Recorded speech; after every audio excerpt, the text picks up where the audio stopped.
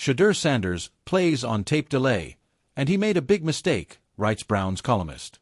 Shedeur Sanders plays on tape delay, and he made a big mistake, writes Browns columnist originally appeared on the Sporting News. The reports have emerged in recent weeks about Shedeur Sanders' decisions during the NFL draft. Apparently, the now Browns rookie QB didn't want to be drafted by either the Baltimore Ravens or the Philadelphia Eagles, two teams with entrenched franchise quarterbacks. Instead, Sanders fell to the number 144 overall pick to the Browns, in the 5th round, well after analysts thought he would be chosen. The Athletic's Jason Lloyd, a veteran Cleveland sports columnist, broke this all down in a new piece out Wednesday. More, what's next for Russell Wilson after Giants benched him for Jackson Dart? First things first, Lloyd calls Sanders' decision a big mistake, because Shedeur could have learned so much more from Lamar Jackson or Jalen Hurts than from the QB carousel that exists in Cleveland. And maybe even more notable, Lloyd relays what a scout told him this summer about Sanders, that he plays on tape delay and is incredibly late delivering the ball. I mean, nowhere close to where the ball should go on some plays. It's hard to think of a whole lot worse insults to give to a quarterback. The entire position as a passer is about being on time and on target. So being on tape delay, or incredibly late, seems to be the antithesis of the goal here. Lloyd then shared this list of QBs drafted in the 5th round since 2010. John Skelton, Jonathan Crompton, Ricky Stanzi, T.J. Yates, Nathan Enderle, Aaron Murray, A.J. McCarron, Brett Hundley, Kevin Hogan, Nathan Peterman, Mike White, Easton Stick, Clayton Thorson, Jake Fromm, Sam Howell, Clayton Tune, Dorian Thompson-Robinson, Spencer Rattler and Jordan Travis. Sanders is working upstream here to make something of himself as an NFL quarterback. Sounds like he'll have to literally get up to speed. More NFL news. Ashton Jeanty has gotten 101% of his rushing yards after contact. Saints QB Spencer Rattler leads the NFL in a cool stat. When Shedeur Sanders walked across the stage at the NFL draft, the cameras zoomed in on him as if destiny itself had settled on his shoulders. The son of Dion Prime Time, Sanders wasn't just another rookie quarterback. He was the crown jewel of Colorado's resurgence, the player who brought highlight reels, swagger, and national attention to Boulder. Cleveland Browns fans expected that same lightning to strike in their city. Instead, as one blunt Browns columnist wrote this week, Shedeur Sanders plays on tape delay, and in doing so, he may have made a career-altering mistake. The phrase, tape delay, isn't casual. It's a stinging critique of decision-making, processing speed, and instinct. In the NFL, milliseconds separate heroes from has-beens. If a quarterback hesitates, the defense pounces. If he processes a beat too slow, the window slams shut. According to this columnist, Shedeur isn't seeing the game in real time. He's watching a rerun of what just happened, and defenses are taking advantage. From Colorado stardom to NFL scrutiny. At Colorado, Shedeur looked like a magician.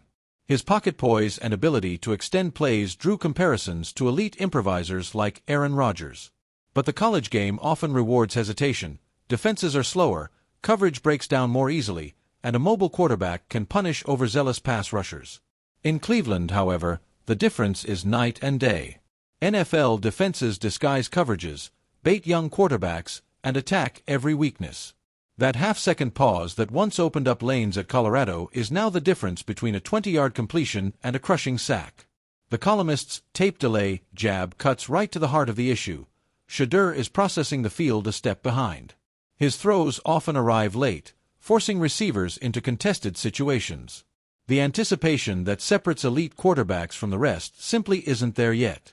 A big mistake, or a growing pain. But where the writer goes further is in calling Shedeur's transition to Cleveland a big mistake, not just a developmental challenge. According to the column, Shedeur ignored better opportunities. Teams like the Ravens and Eagles reportedly expressed interest, but under the guidance of his father, Shedeur steered clear. Why? Because he wanted immediate playing time, not a clipboard and headset. Cleveland gave him that shot. But the price of skipping a developmental bridge year under a Lamar Jackson or Jalen Hurts is now becoming obvious. Instead of learning behind MVP-caliber quarterbacks, Shedeur is being fed to the wolves, forced to adjust on the fly against Myles Garrett in practice and T.J. Watt on Sundays. The columnist's argument is brutal but straightforward. In his rush to be the guy, Shedeur may have stunted his own growth. The shadow of Deion Sanders. No analysis of Shedeur is complete without mentioning Coach Prime. Deion has been more than a father in this process.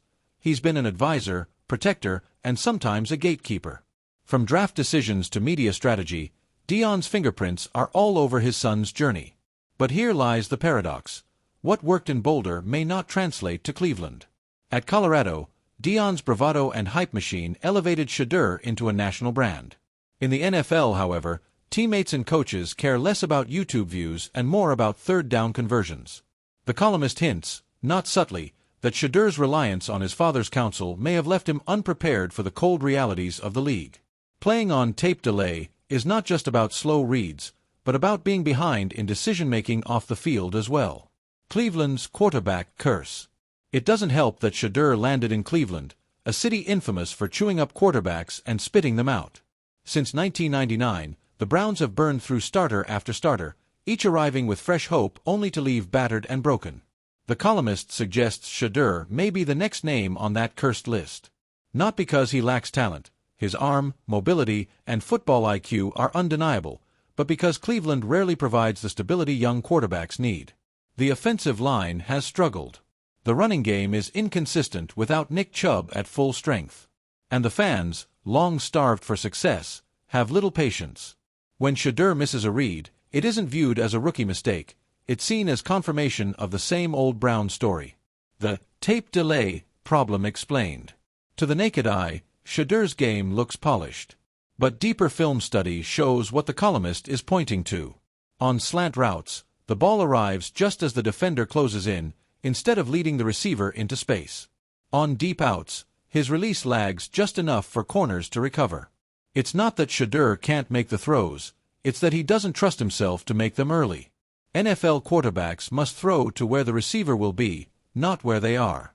This anticipatory timing is the final exam of quarterback play, and right now, Shedeur is failing it. Could he turn it around?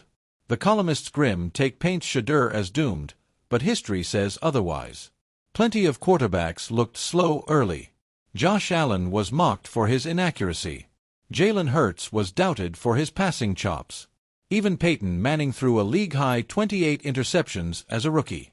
Shedeur's mechanics are sound, his leadership qualities are real, and his football upbringing gives him a foundation.